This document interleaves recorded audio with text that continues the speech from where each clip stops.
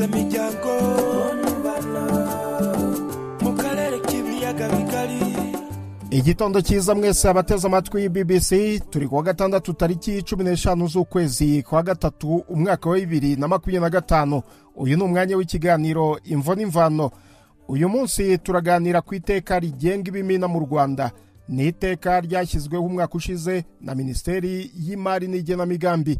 Leta isobanura ko ikimina ari uburyo abantu bagize itsinda batanga amafaranga bagamije kwizigamira no kugurizanya hagati yabo mu buryo babyumvikanyeho. Nta mubare ntakuka uzwi w'ibimina biri mu Rwanda, ariko ni uburyo bumenyerewe bumaze imyaka myinshi bwo kunganirana biciye mu kwizigamira mu mibereho mu nzego nyinshi z'abaturage. Ubushakashatsi ku mibereho y'ingo mu Rwanda ari nabwo buheruka gusohoka bwo mu kwezi kwa gatatu umwaka wa 2021 bugaragaza ko ingo 53.4% zari zifite inguzanyo zo mu kimina. Hari ababona iryo teka nk'uburyo bwiza bwo guhashya imikorere mibi hamwe na hamwe, mu gihe abandi baribona nk'uburyo bwo kwinjirira ubwisanzure bwabo. Leta ivuga ko itagamije kubangamira ubwisanzure, ko ahubwo ishaka kunoza imikorere y'ibimina harimo no kwirinda ubwambuzi. Abasesenguzi mu bukungu bavuga ko iryo teka rije guha umurongo uko ibimina byari bisanzwe bikora.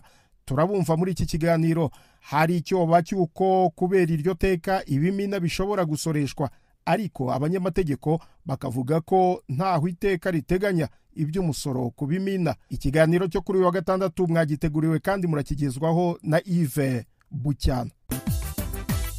BBC gahuza miryango Igoma ni kuri FM 93.8. Nongere mbahe ikaze mu kiganiro cyacu. Uyu yishyuye nani ni 26 yishyuye na 28 undi ni nde na Munganyi undi ni nde 61 21 24 kabiri kane gatanu 36 Ndi mu murenge wa Gihundwe, ni mu karere ka Rusizi mu burengerazuba bw'u Rwanda. Abagize ikimina Tuzamurane bari mu nama yabo ya buri cyumweru. Nsanze batanga imisanzu ari nayo mari shingiro ya buri munyamuryango w'iki kimina ngo kimaze imyaka igera ku 8. Aha rero turaganira na bamwe mu banyamuryango ku bigendanye n'iki kimina, cyane cyane akamaro kibafitiye. Nitwa Nyirabuhora Anastasia. Nkeneye urufaranga bararumpa nkongera kurwa nari mfite ngakomeza akazi, nguramo n'inkoko ngo turi kurya amagi, tukajya no gukanyama k'inkoko iyo tugakeneye. Abana bari kwiga. Ufite abana bangahe? 3. Biga hehe? Muri kaminuza. Ubwo rero ikimina nta kibazo tugeramo, ufite ikibazo wese kirakemuka, cyaba ari cy'uburwayi, cyaba ari cy'ubukene, cyaba ari cy'inzara, nukuza bakamuha amafaranga akajya gukoresha, yarangiza gukoresha yayabona akayagarura. Nitwa Ugiribambe Jeannette, ndubatse, ndi umubyeyi w'abana 5, mfite umugabo. Akazi nkora ka buri munsi, ndi umucuzi n'umubumbyi, ndi n'umuhinzi. Iyo mbonye aho mpinga nyine natishije, kubera ko murabona ko ino ni mu mujyi turatisha, ariko ndanahinga. Ikimera cyacu kimaze imyaka 8, uyu turimo ni uwa 9. Cyatangiye muri 2012. Tujya gufata izina Tuzamurane, twafashe izina ryo kuzamurana. Tumaze kwishyira hamwe twese turavuga ati nta kundi twakwitwa uretse kuzamurana. Umugufa akazamura umuremure agafatikanya n'umugufi, twese tukazamukira hamwe tukagera aho tuva naho tugera. Tumaze rero kuzamurana, tumaze kwisungana twegeranye, twatangiye turi abantu 22, ariko ubu tugeze ku bantu 62. Naguciyemo, tuvuge umunyamuryango mushya ushaka kwinjira muri iki kimina cyanyu, bigenda gute? Abenshi bashaka kuza, ariko tubanza kureba ubunyangamugayo bwabo, tukibaza n'impamvu bataje mbere, bakabanza kudusobanurira ikiza gitumye bashaka kuza mu itsinda ryacu, mu kimina cyacu. Ubu twatangiye nta mafaranga twinjiza mu kimina kugira ngo dufatikanye, ariko ubu ngubu umuntu ushaka kutwinjiramo aduha 20,000 kugira ngo amenye ko ikimina cyacu gifite agaciro, kandi hatazagira n'uzaya gisuzugura ngo twinjizemo abadafite n'imbaraga zo kukibamo. Ubu gisigara ikimina cy'abafite imbaraga, ibitekerezo, abintu nk'ibyo. Umugabane shingiro wanyu na amafaranga ngahe? Umugabane shingiro ni inote y'igihumbi, kugeza ku yo ushaka yose, kuko ayo uzanye niba uzanye 10,000 turabikwandikaho tubishyire no mu gatabo kawe, niba na wa wundi wo hasi afite 1,000 ntago tumusubiza inyuma, kugira ngo twese twisungane tuzamurane tugere aho tugera. Nuko rero ikimina cyacu tuguza umuntu kirabitse kikanagurizanya, ariko ntabwo ubu muri iki gihe tuba turi gushyira kuri banki, tuba turi kuyakoresha twebwe ubwacu, tugatangira kuyashyira kuri banki ari uko tubona batangiye kuyagarura abayakoreshaga turi hafi yo kugusha ku ntego. Uravuga ngo gutanga wenda iyo kotizasiyo yanyu mwese mutanga amafaranga angahe? Kotizasiyo yacu ntago tunganya kuko tutanganya n'ubushobozi, niyo mpamvu no kuguza tutaguza ngana. Umuntu atangira ku note y'igihumbi, ufite 1,000 turacyemera kugeza ku 10,000 utanga buri cyumweru. Hari ushobora kubona 10,000 bya buri cyumweru buri wa kane, hari n'ushobora kubona 1,000 buri wa kane, wese turayakira tukayamwandikaho, kuko n'inyungu iyo tugabana inyungu dukurikije umugabane amafaranga umuntu afitemo.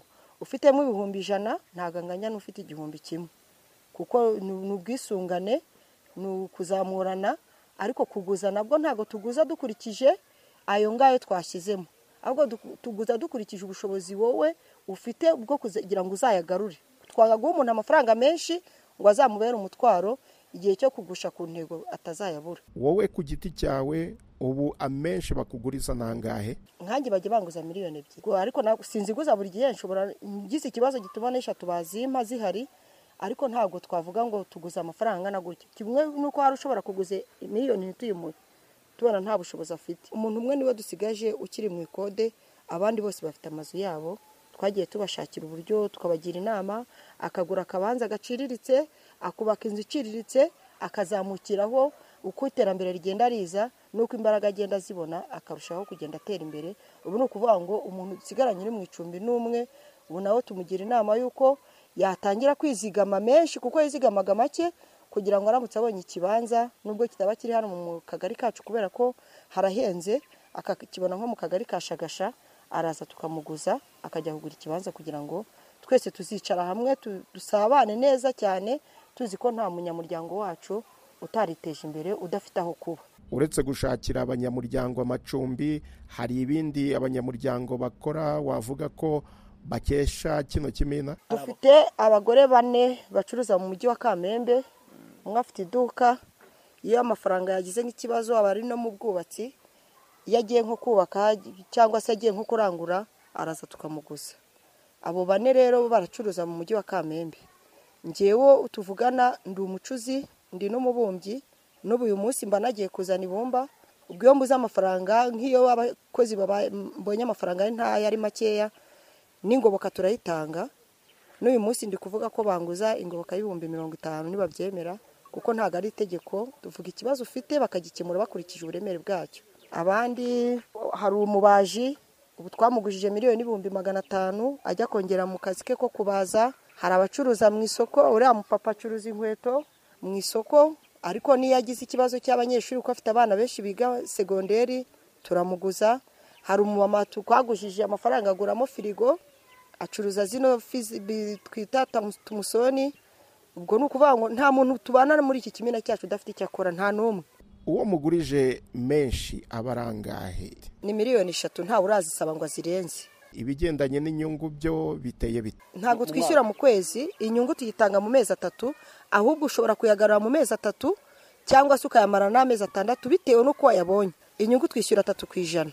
Nta muntu wari wambura ngo ababere wenda bihemo nk'uko tujya tubyumva hamwe na hamwe mu bimina bimwe na bimwe?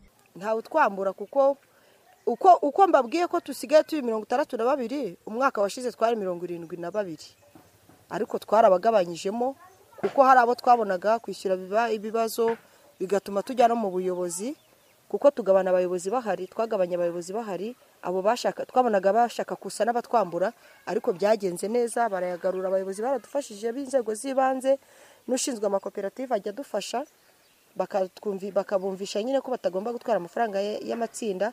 Nta watwara yatazagarura, niyo mpamvu tuguza umuntu dukurikije ubushobozi afite n'icyifuzo cye. Kandi iyo tugiye kukuguza ubanza kutubwira icyo ugiye gukoza amafaranga. Ntago tuguza amafaranga yo kugura imyenda, ntago tuguza amafaranga yo kurya no kunywa, tuguza amafaranga y'umushinga kugira ngo tugire iterambere tugeraho. Murabibona hano dutuye, ntabwo twakwifuza natwe kuba ahantu habi dufite ikimina nk'iki. Dukoresha nyine uko buri wese agenda agira icyo yiyongeraho ku bikorwa by'eremezo. Hari umupapa wabwiye ko yubatse yagujije amafaranga ajya kubaka, uba yarubatse yarujuje, inzu irimo nubwo ari ibiti, yababwiye ko ari ibiti ariko ntiyababwije ukuri ari kubaka n'iy'amatafari. Ni mu mujyi. Ikibanza cya hano ubu kigeze ku gaciro ka miliyoni 10 kuzamura, ariko twatangiye kikiri kuri 3. Ababonye ubushobozi icyo gihe barahatuye, barahari, natwe twese turahatuye, ariko iki gihe noneho ubu nta muntu waba kibasha kubona amafaranga yo mu itsinda yagura ikibanza cya hano, kuko ntawe uragira ubushobozi bwo kuba yaguza miliyoni 10 ngo agure ikibanza. Ubu kwinjira mu itsinda mu kimina cyacu ni 20,20, ariko nabwo ushobora no kutuzana n'ijana ntituyemere dukurikije uko umeze.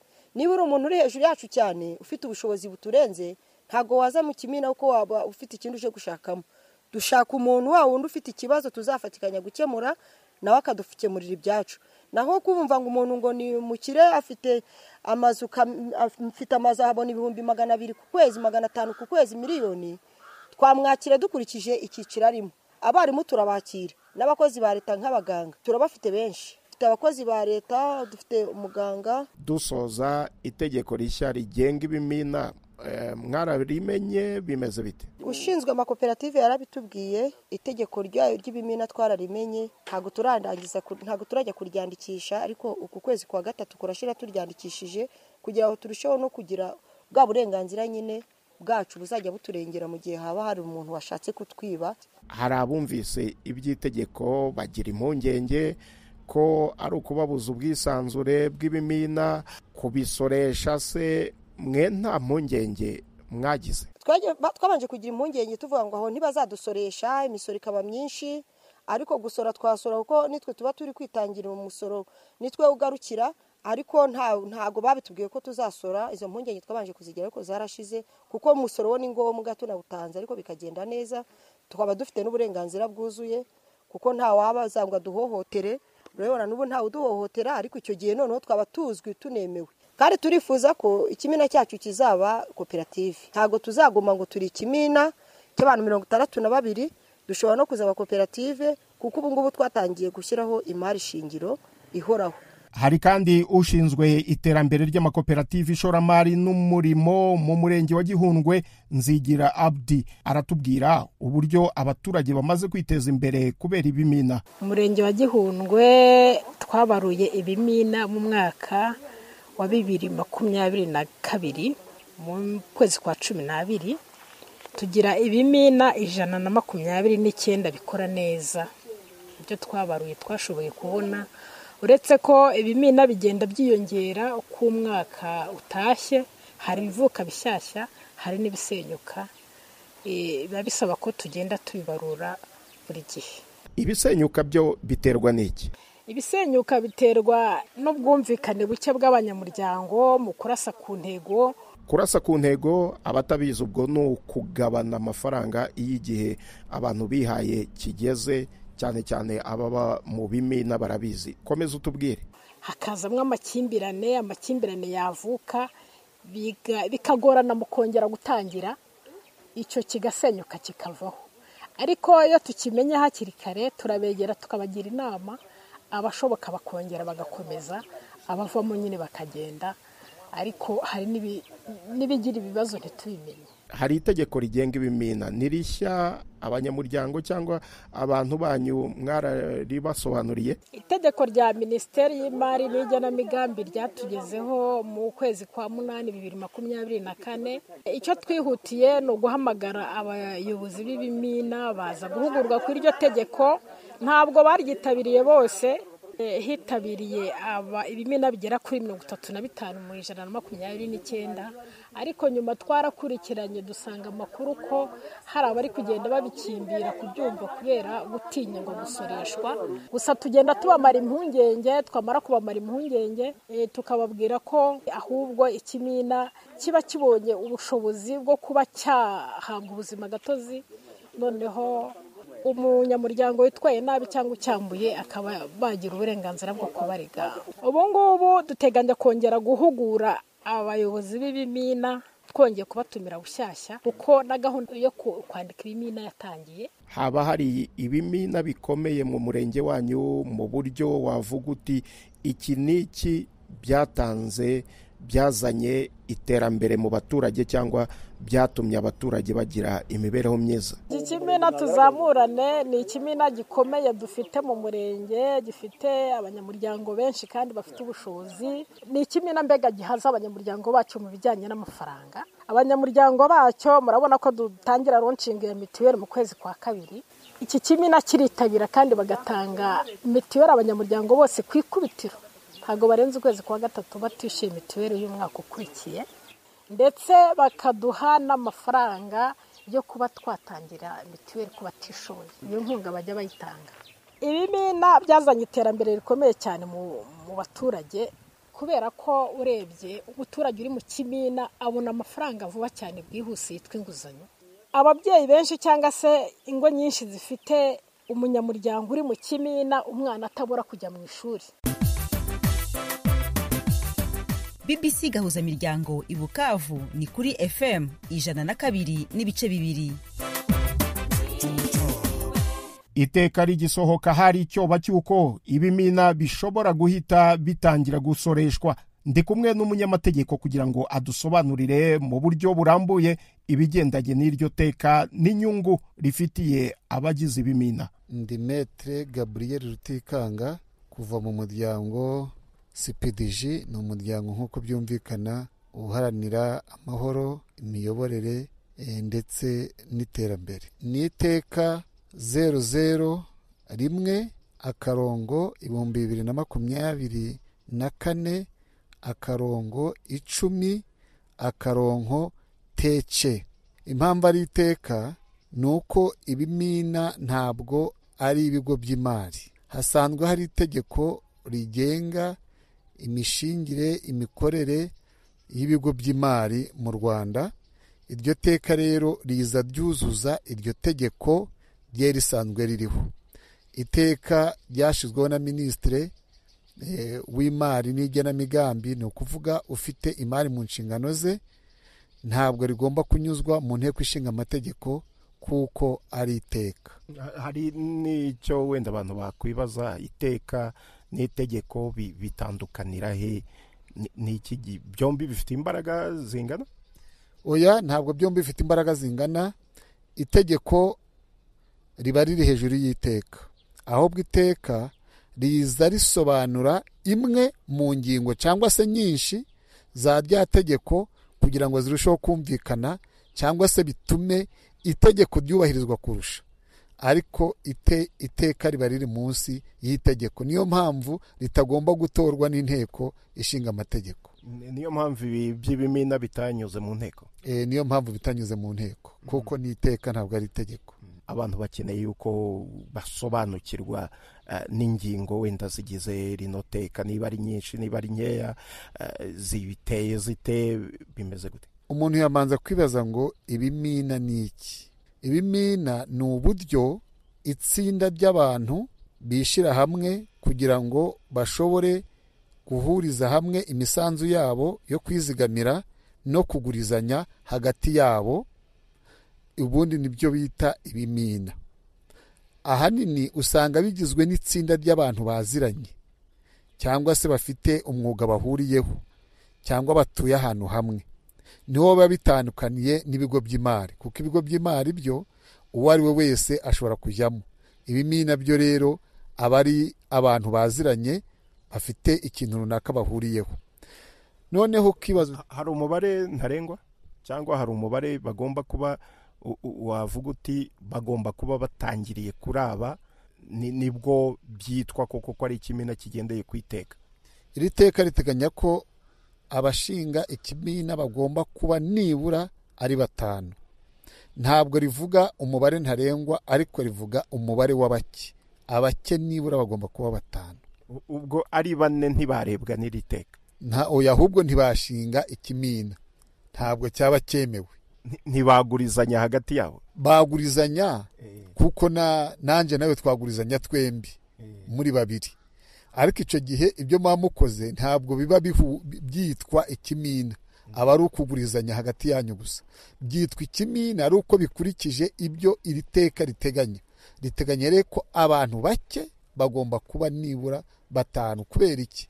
Ni uko muri abo 5 hagomba kubamo perezida, hakabamo visi perezida, hakabamo n'umwanditsi n'umubitsi, noneho undi usigaye akaba umujyanama wabo.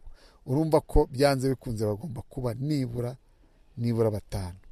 ubwo kigomba kwandikishwa rero mu buryo bwemewe n'amategeko.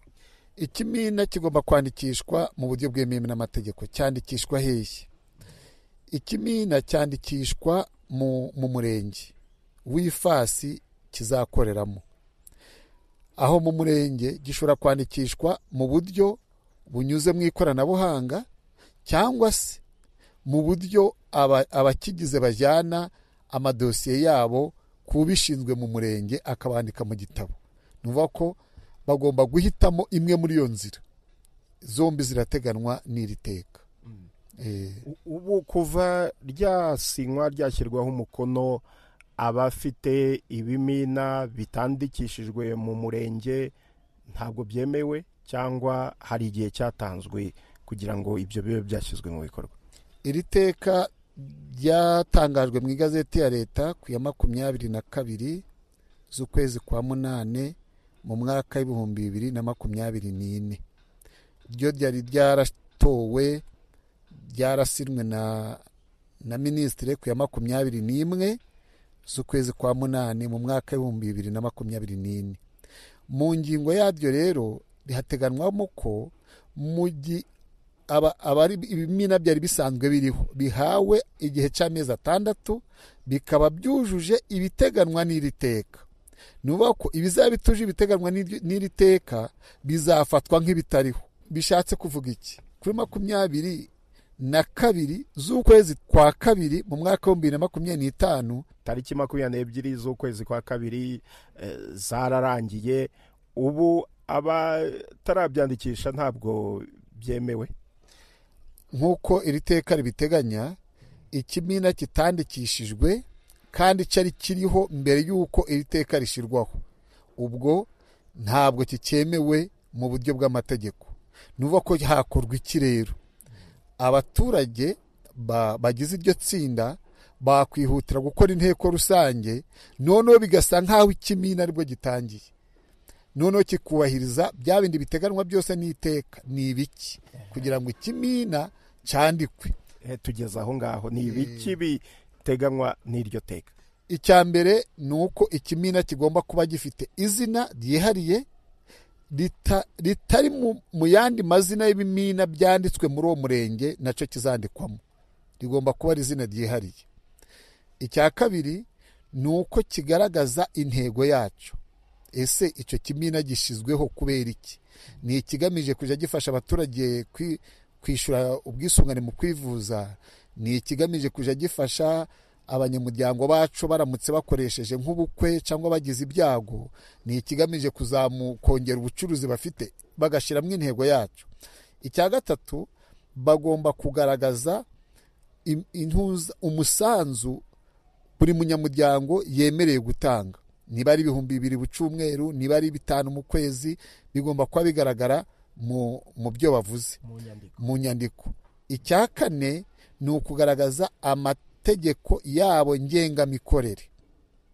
Reglement d'ordre intérieur ni amategeko ngengamikorere. Ntabwo ibimina bigomba kugira amategeko shingiro, ntabwo bigomba kugira stati amategeko shingiro, ahubwo bigira amategeko ngengamikorere agaragaza ukuntu umuntu aba umunyamuryango, ukuntu akurwamo, ukuntu ahagarikwa, ukuntu yirukanwa. Bakagaragaza imisanzu buri wese agomba gutanga, igihe baterana mu gihe kingana iki. Bakagaragaza ukuntu komite yabo ishyirwaho n'uko ikurwaho. Bakagaragaza bemereye gusinya kuri konte yabo n'uko basimbuzwa. Bakagaragaza imisanzu buri wese agomba gutanga n'uburyo ishobora kongerwa. Bakagaragaza ibishingirwaho kugira ngo umuntu ahabwe inguzanyo n'inyungu itangwa kuri ya nguzanyo. Bakagaragaza n'iyo yakwa, iyo yakerewe. Bakagaragaza ukuntu bakora ibintu bijanye n'imbonezamubano bafashanya bate iyo hari umunyamuryango ugize ibyago, ugize ubukwe, ugize ibyiza, bamufasha bate, bamutwerera bate, bamufata bate mu mugongo.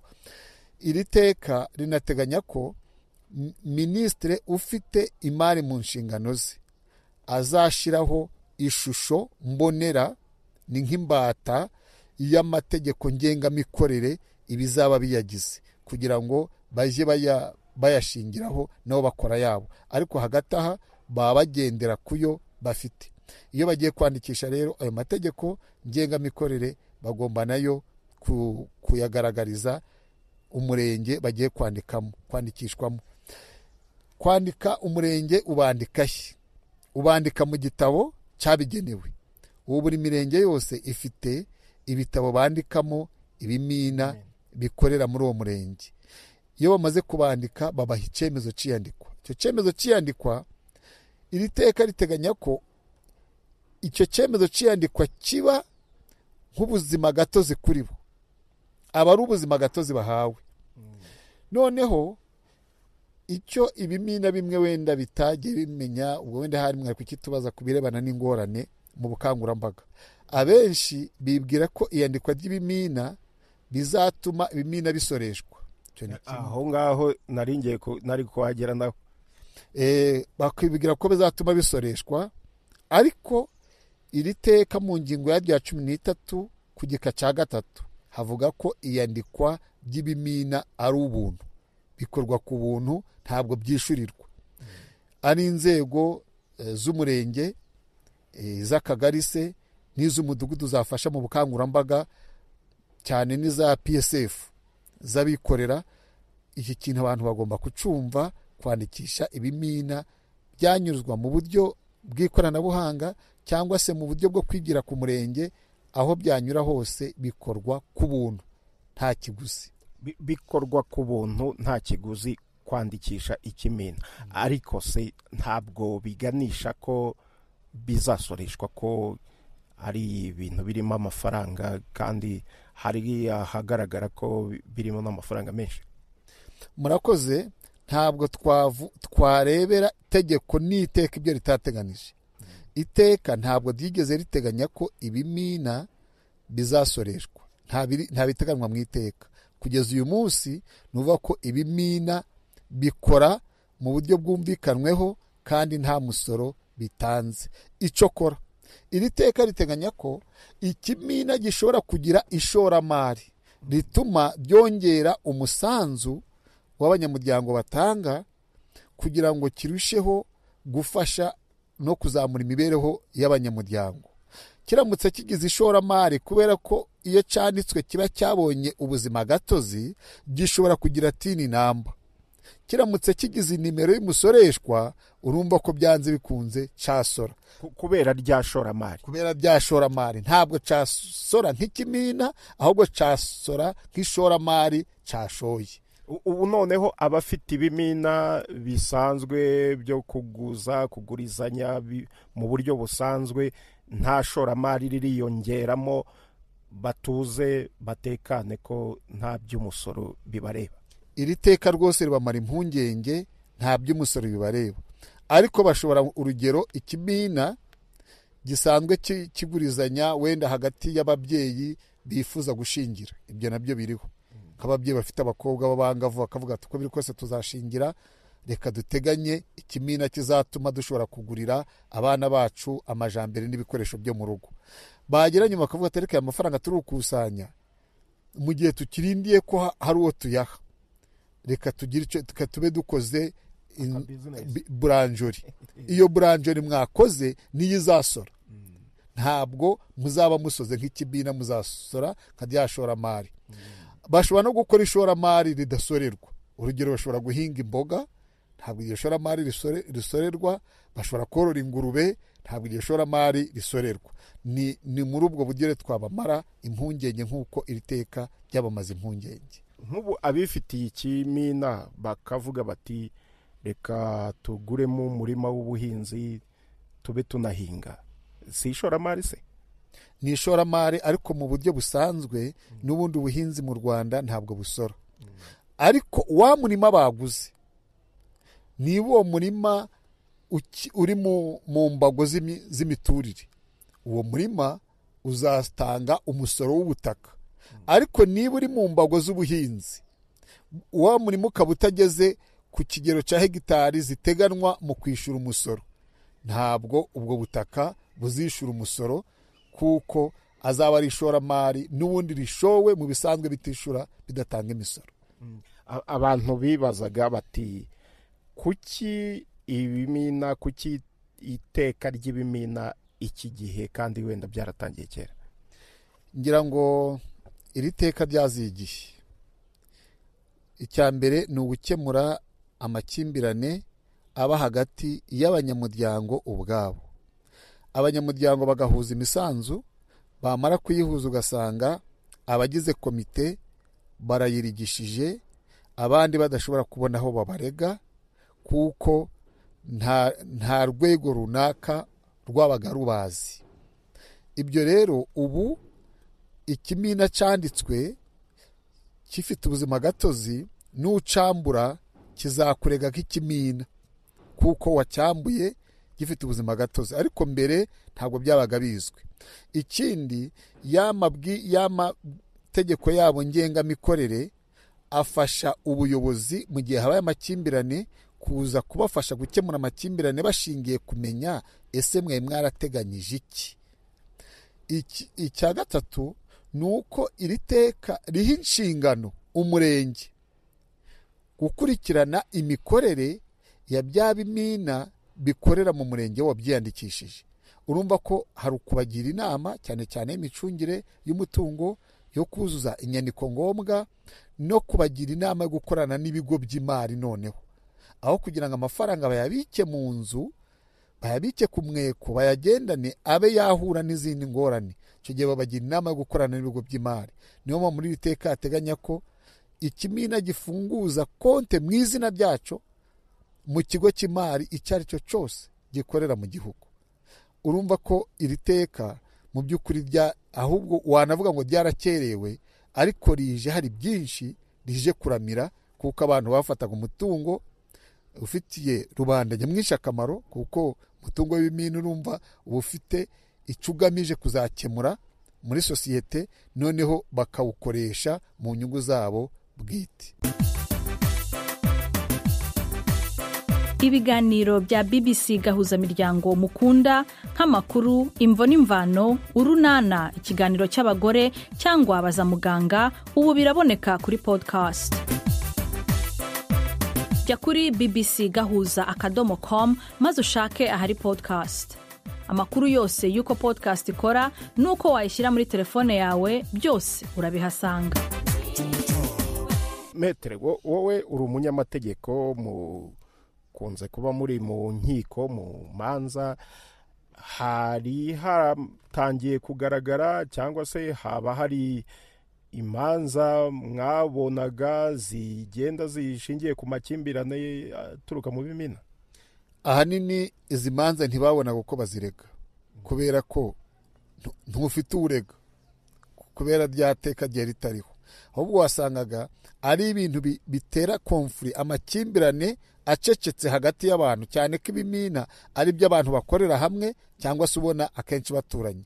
Ugasanga ari bitera amakimbirane, n'abagiye kurega bakaja kurega mu bunzi, baje mu bunzi ugasanga ushingiye ku mategeko y'imiburanishirize y'imanza z'imbonezamubano, bakakubwira ko uwareze adafite ikirego cye kitakiriwe, kuko adafite karite, adafite ububasha bwo kurega cyangwa se bwo kuregwa. Umuntu yitwa perezida, ariko se ari perezida w'iki? Yashizweho nandi muti n'abagize itsinda, bamushizeho bashingiye kuyaha amabwiriza, ugasanga ntayo bafite. Iryo tsinda ryo ryitwaga gute? Bafite izina ariko ridafite aho ryanditse. Niyo mpamvu rero wasangaga abarigishije uyu mutungo w'ibimina akenshi ntabwo bashobora gukurikiranwa, ugasanga bigize ingaruka kuri wa muturage wagiye ufata udufaranga twe, akisheta akirya akimara akadushyira mu kibina, ugasanga bitunze abagize za komite gusa. Ibi rero abantu bakwiye gutinyuka noneho kujya mu bimina. Cya mbere birafasha mu iterambere, bituma bitanga umuco, bitanga uburyo bw'imicungire y'umuryango ndetse no kudasesagura. Aho kugira ngo umuntu abone 2,000 abijyane mu kabare, aribuka ati kuwa gatanu cyangwa se ku cyumweru turakoteza, ya mafaranga akayizirika akazakoteza. Bya 2 agenda koteza cyangwa se 5 cyangwa 10 bitewe n'ibyo bumvikanyeho, bija kumara umwaka hamaze kuva amafaranga yamufasha kugura inka, yagura agasambuse, cyangwa se akaba yagura igare, ashobora no kugura moto, byatewe n'umubare we yagiye yizigama. Ibyo rero bituma abaturage bashobora kwiteza imbere, cyane ko kugana ibigo by'imari udafite ubushobozi ashobora kuba adafite ingwate yatuma ataje mu bigo by'imari. Ikindi, ibigo by'imari bimusaba byinshi umuturage utangiye kubaka ubuzima atashobora guhita abona. Ari amafaranga ngo y'imifuragiro, ari amafaranga yo kwiga dosiye, ari za yangwate nayo natangiriyeho, ari abamukoraza expertise. Ibyo bintu byose rero ugasanga igihe hari umuturage ukeneye nk'amafaranga umwana we yirukanwe ku ishuri, cyangwa se agize umwana urwaye ukeneye kugurizwa ako kanya byihuse, ugasanga biramugoye. Ariko iyo agiye mu kibina n'ugusaba mu gitondo, ku mugoroba amafaranga akaba arayabonye, agakemura ikibazo cye cyihutirwaga, noneho akazaba yashaka ayasubiza ikimina mu buryo butamuvunnye kandi budafite n'inyungu y'umurengera, cyane ko nta misoro baba banatanga kuri za nyungu zo bunguka bo ubwabo nk'ikimina. Noneho dusoza, abantu 5 bishyize hamwe, 6 7 bakoze ikimina bumvikanyeho, cyane cyane ko biba ari ubwumvikane bw'abantu wenda bakorana cyangwa se babana mu buryo runaka, ntibacyandikishije. Hari itegeko rizabakurikirana nubwo wenda baba babitsa amafaranga yabo mu kigo cy'imari muri banki runaka, hari itegeko rizabakurikirana kuko batandikishije icyo kimina, cyangwa se nibagira n'amakimbirane bazihombera? Urakoze. Iki ni ikibazo cyiza. Ku bufatanye n'uyu muryango nahoze mvuga Center for Peace cyangwa se Centre pour la Paix, la Gouvernance Démocratique et le Développement CPDG, tumaze iminsi dukora ubukangurambaga mu karere ka Musanze ndetse na ka Rubavu aho dukorera. Ubwo bukangurambaga bwari bugamije gusobanurira abaturage iri teka no kubasobanurira ibyiza byaryo n'ingaruka zabyo mu gihe baramutse badakoze ibimina bikurikije iri teka. Ingaruka ya mbere nari namaze kuyivuga, ni ya yindi yo kubura kirengera mu gihe umutungo wanyu uhuye n'ikibazo, urigishijwe, wibwe n'ibindi. Noneho ukavuga utese abaramutse batubahirije iri teka hari ibihano bibateganyirijwe. Igihano bo ubwabo cya mbere ni ingaruka kuri bo, ni za ngaruka kuri bo, kuko bo ubwabo bafite ingaruka. Umwe muri bo bamugurije ntabishure, ntaho bamurega, kuko bazavuga bati twamugurije nk'itsinda ry'ikimina runaka twiteza imbere, basanga icyo kimina ntabwo kizwi. Rero niba ikimina kitazwi, ubwo n'ikirego cyabo ntabwo kizakirwa. Ibyo ngibyo rero ni ingorane bo ubwo bakwiye kwirinda, bakumva nubwo nta tegeko, nta gihano giteganwa ku bafite ibimina bitanditswe, ariko bakumva ko izo ngorane ubwazo zibasunikira mu kubahiriza iby'iri teka riteganya, cyane ko ryashyizweho ku bw'inyungu zabo. Noneho niba kwandikisha ari mu murenge, umuturage uri mu murenge nta tike bimusaba ngo agere ku murenge. Kwandikisha ni ubuntu. Icyemezo cy'ubuzima gatozi bw'ikimina ni ubuntu.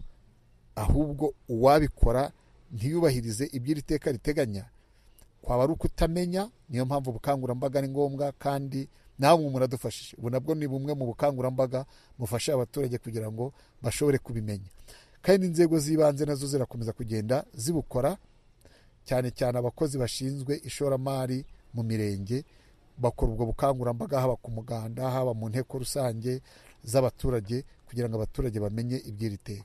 Ni mu gihe abasesenguzi mu bukungu bavuga ko ibimina bihuriweho n'umubare w'abaturage batari bake, bityo bidahawe umurongo bishobora guhombya benshi n'igihugu kikahahombera. Uyu ni Teddy Kaberuka, impuguke mu by'ubukungu. Iyo ibintu byabaye guhererekanya amafaranga habamo inyungu, haba inyungu rusange cyangwa umuntu inyungu ku giti cye. Iyo rero hatari itegeko, umuntu ashobora kureba inyungu ze bwite akaba yaryamira abandi, akaryamira inyungu rusange, hakaba habamo uburiganya, hakaba habamo kuyacunga nabi, ko nabyo birashoboka, ariko ibyakorwa byose bishobora guhombya benshi. Aho kugira rero ngo ahantu hari inyungu za benshi hazahungabane, leta yatekereje ko gushyiraho itegeko, kandi ni nabyo itegeko rituma tumenya imbago abantu bakoreramo, ukamenya uti ni iki umuntu atanga, ni iki abona, ni iki dutanga nk'inguzanyo, ese zishyurwa gute, ese tuzicunga dute, kugira ngo nihanaramuka hari unyereje, kuko bibaho, si ibanga, tuzamenye ko tumukurikirana, kuko itegeko nicyo riza riberaho.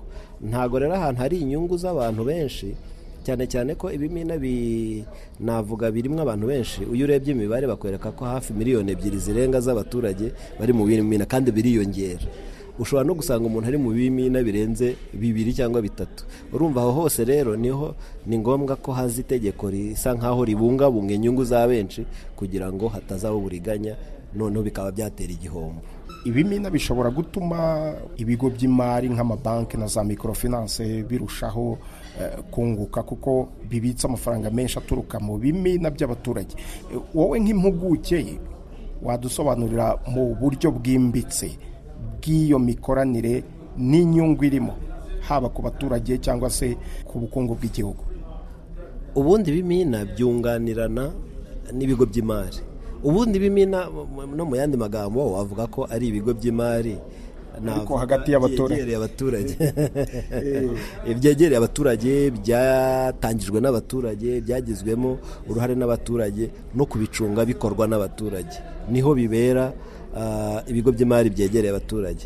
Ariko wibuke ko icyambere ya mafaranga yakusanyijwe hamwe hari aho azajya, hari aho tuzayabika, kuko ngewe nawe nk'abaturage ntago mu rugo mfite naho nayabika, uretse ko ndamutse mpafite sinabyiza, kuko ayo mafaranga mfite nabika yenda turi 20-30 yaba aryamye wanjye. Ariko iyo tuyajyanye mu kigo cy'imari, banki igifite ifite inshingano n'ubumenyi n'ubuzobere kuyaha undi akaba yayacuruza. Ni naho mvuga ko byunganirana.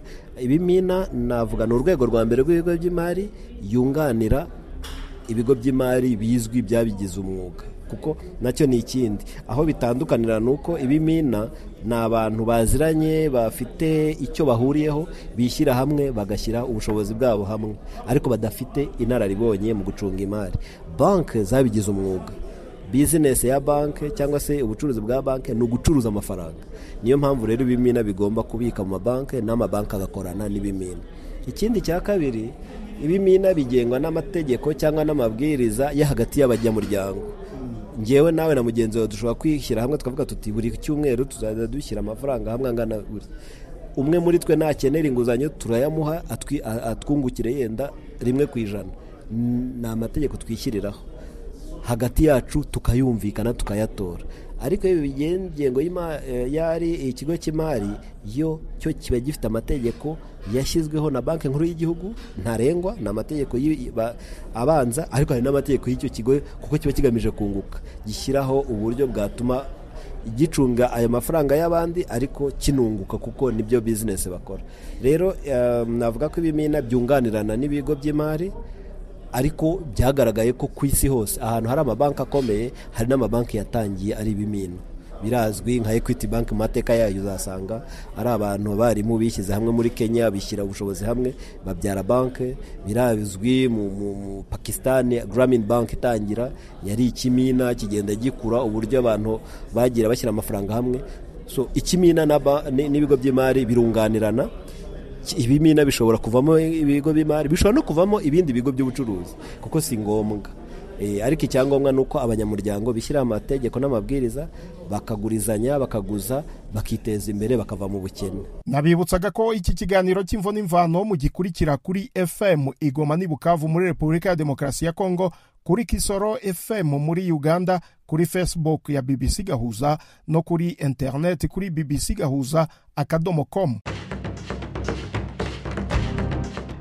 Hari igitekerezo waba ufite kuri iki kiganiro? Twandikire kuri info@bbc.co.uk.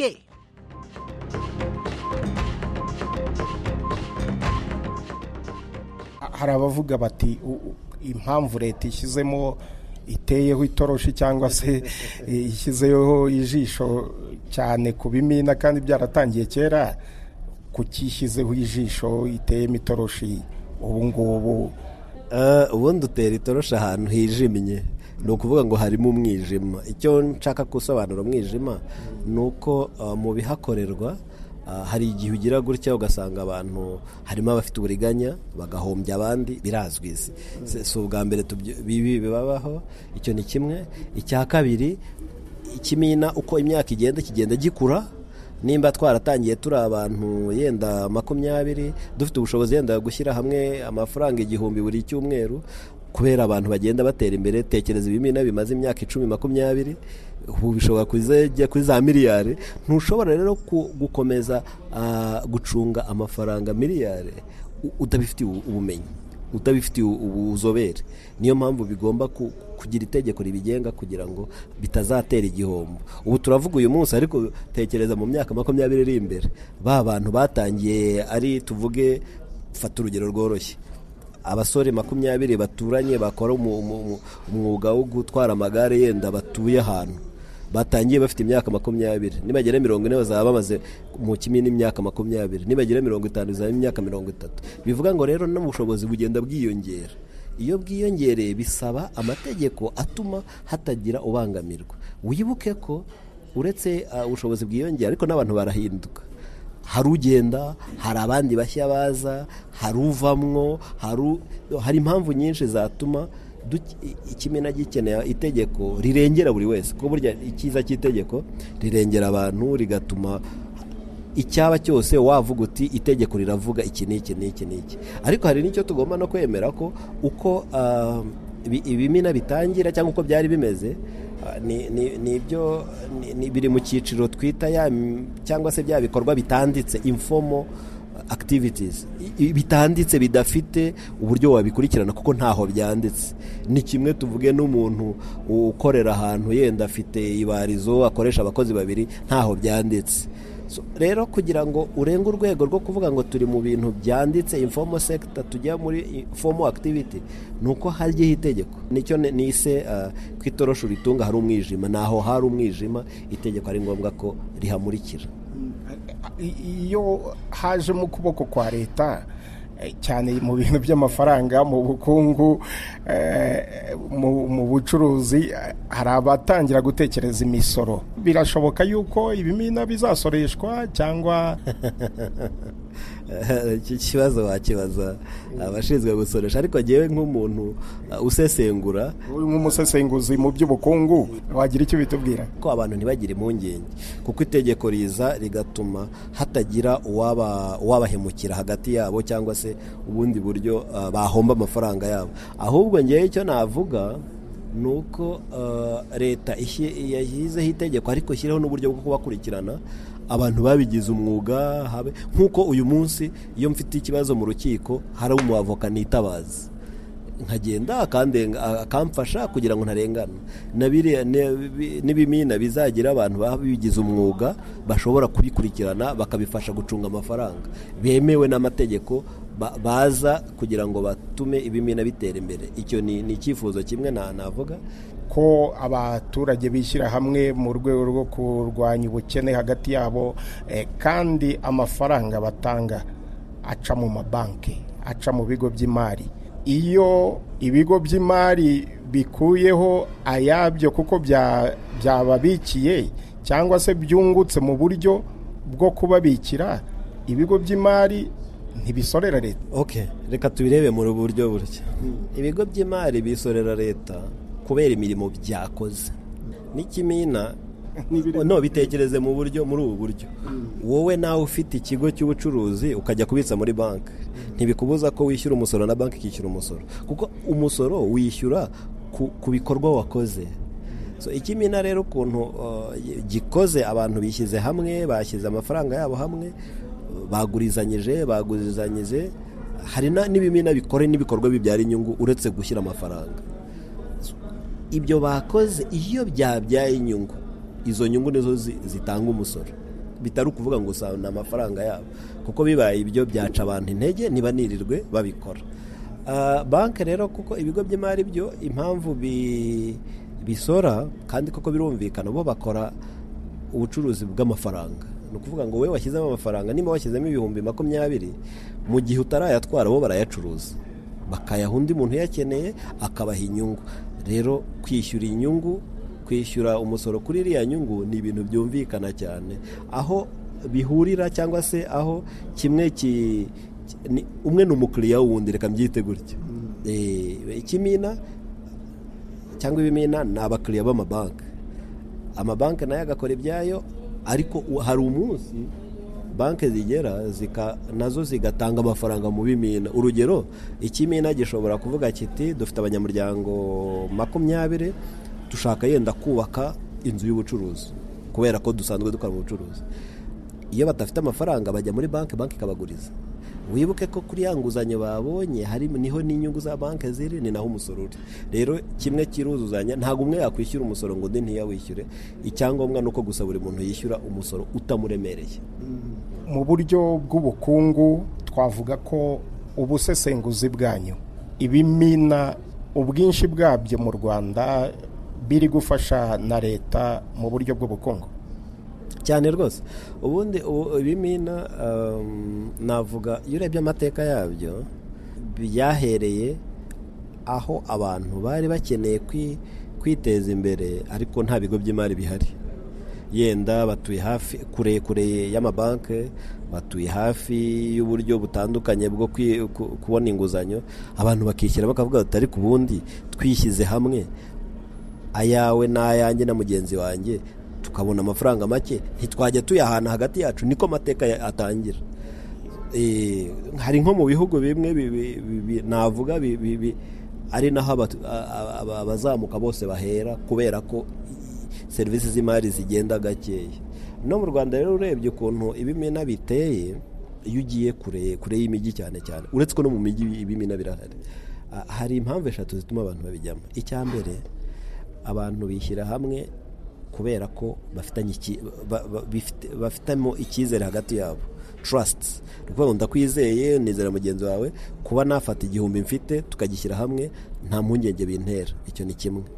Icya kabiri, navuga mu iterambere cyane ry'icyaro, abantu niyo bahuye baganira ibirenze ya mafaranga 1000 bashyize hamwe.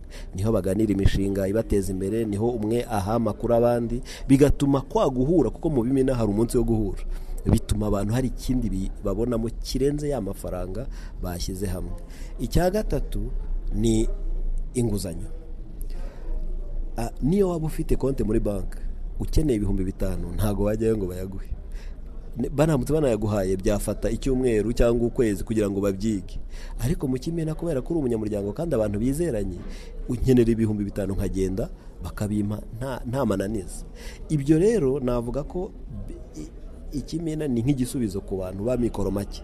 Abantu ba mikoro make, abantu bakeneye ubushobozi budahambaye cyane, abantu bafite ubushobozi bukeya, ariko cyane bakeneye kugira icyo bakora kugira ngo biteze imbere. Ikindi, ibimina bikoreshwa ku bantu bakoresha cyane amafaranga mu bikorwa byabo, icyo twita ibikorwa bifite high rotation. Ni ukuvuga ngo nagiye kurangura, ejo nzasubira ejo bundi, byangorana buri gitondo mbere yo kurangura nuko najya muri banki. Ariko biranyorohera ko ngewe nawe turi mu kimina, nimugoroba nafatayo nacuruje nkayaguha, kubera ko uri umubitsi wacu, wowe ufite kuyabika, mu gitondo ukayansubiza. Cyane mu bihugu aho abantu bacuruza cyane, nko muri Kenya na West Africa kenshi. Ibyo rero bituma serivisi z'ibimina zegereye abaturage. Ni n'igisubizo ku bantu cyane cyane ab'amikoro makeya. Rero bifite inyungu nyinshi cyane, bifite inyungu zirenze imwe, zirenze ebyiri, guha abantu ubushobozi, akubaka ubumwe hagati y'abantu kuko burya iyo umuntu mwakoranye mu mafaranga yakubikiye nawe wamubikiye, guhemukirana byaba biri hasi, kuko nicyo cyizere hagati y'abantu ni ngombwa cyane. Icyanyuma navuga nuko nk'abantu noneho bakora mu mirimo y'ubucuruzi cyane cyane, biraborohera kuba waba udafite amafaranga ariko uzi aho wayakura. Burya kugira amafaranga ni kimwe, ariko no kuba wabona aho uyakura. Iyo umuntu ari mu kimina aravuga ati nimbona ikintu yenda icyo twita deal, nimba nza kubona ikintu cy'ubucuruzi nza gukora, niba nkene nsaba amafaranga ndajya mu kimina bayampe mpite ngenda ngikore. Urumva ni serivisi zegereye abaturage. Ni na ngombwa cyane mu kurwanya ubukene ko abantu bajya mu bimina kugira ngo batezanye imbere, kandi leta nayo ikahaba kugira ngo hatagira abariganya abandi. Wenda mu gusoza twavuga tuti itegeko ku bimina ntacyo rije guhungabanyaho ababibagamo, ababibamo, ntacyo riri buhungabanye ku bukungu bw'ababa mu bimina, bw'abanyabimina, bw'amafaranga yabo no ku bukungu bw'igihugu. Yego, nuko mbibona. Itegeko riraza ahubwo korohereza abari mu bimina no kubiha umurongo cyane cyane, ariko no nabyita guproteja, ni nko kurengera abantu bari mu bimina, kuko byaragaragaye hari ahantu abantu bishyira hamwe, umwe yenda mubitsi akayatwara, ukamushaka ukamubura, cyangwa ajya no kumurega akavuga ati nta mafaranga yanyu natwaye. So leta rero ifite inshingano yo kurengera abaturage ibyo bakora byose. Itegeko riraza kubarengera, itegeko riraza kubashyira hamwe, itegeko riraza no gushyira na wa muntu utashakaga kujya mu bimina avuga ati ibi bintu bifite itegeko ribirengera, reka mbijyemo.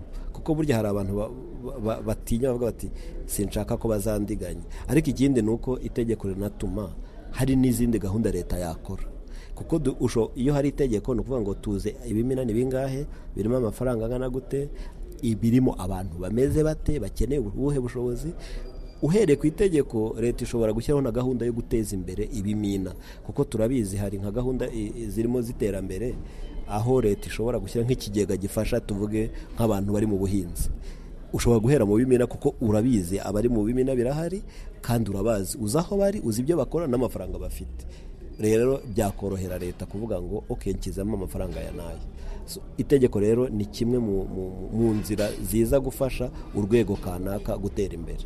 Abavuga ko gushyiraho itegeko bizabuza ubwisanzure bwari mu bimina, oya, itegeko n'ubundi ukuntu riteye, muriyandikisha mukavuga ibyo mukora n'amabwiriza mwashyizeho, ntabwo itegeko rigire ntacyo rifunga, ahubwo itegeko ritanga amahirwe abantu babibone no muri uru rwego. Nk'uko kera abantu bari batunze ubutaka, nta tegeko ry'ubutaka, nta gipapuro cyabyo, byaragoranaga kugurisha no guhanahana. Ariko umunsi twandikishije ubutaka, wabonye ko n'agaciro k'ubutaka kazamutse. Ni ukuvuga ngo uyu munsi kuba mu bimina ushobora kuba wibaza ati ni igihumbi utanga, ariko igihe kizagera zaba ari nk'umugabane nko muri banki, kuko biranditse, ni ikigo kizwi n'amategeko, ushobora no kugurisha cyangwa ukaba wanacyongera. Abantu babibone mu ishusho y'uko itegeko rije kubiha izindi mbaraga bitari bisanzwe. Arakoze cyane Bwana Teddy Kabiruka kuri ibyo bitekerezo, ari nawe ushoje ikiganiro cyacu. Mbashimire n'abandi bemeye gutanga ibitekerezo byabo muri iki kiganiro, namwe abaduteze amatwi. Gendi Yves Bucyana, mugire weekend nziza.